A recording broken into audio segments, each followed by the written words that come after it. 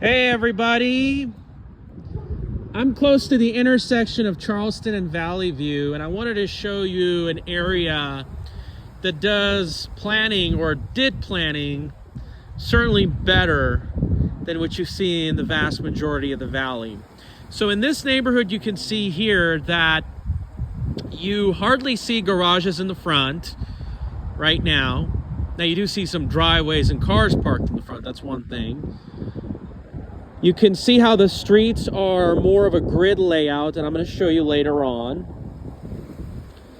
Here is a back alley to cover up the less attractive activities.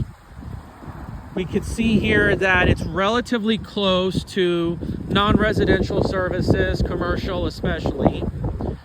You can see all the way far ahead, there's another street about 200-300 feet away. And then this is, of course, nestled along a, you can say, main road, middle route, arterial. Sadly, however, this is a stroad. Now, given the important street layout, we can see right here how this makes it easy to do massive numbers of upgrading, of improvements. You can see right here. Let's take a look right here. By the way, this office that you just saw, she was a huge fan of the tiny house movement. So there's tiny homes you can do, ADUs, you can do multifamily, duplexes, mixed use buildings, the list goes on. So if you were to redevelop this area, you can put some retail units, commercial, right up in the front of the street.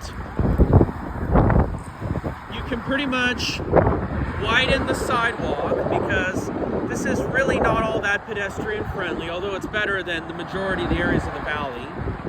You can probably put some side parking, add a bus lane to the right. Although, let's just be honest, like this third lane they give you on these stroads, you don't really need them unless if you want to make a right turn. Okay? And you really don't need them if you had roundabout intersections.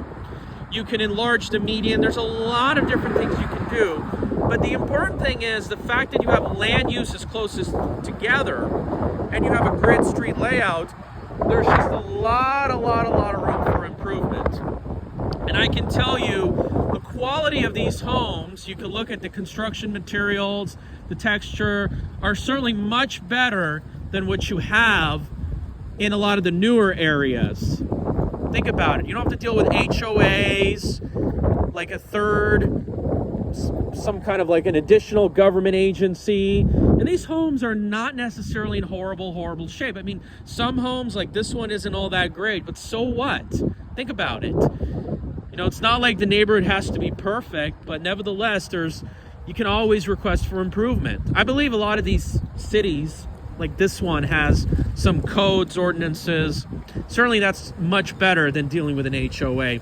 Anyway, let me know what you think. Oh, and by the way, I think this street is pretty wide if you ask me. You really don't need all this asphalt space.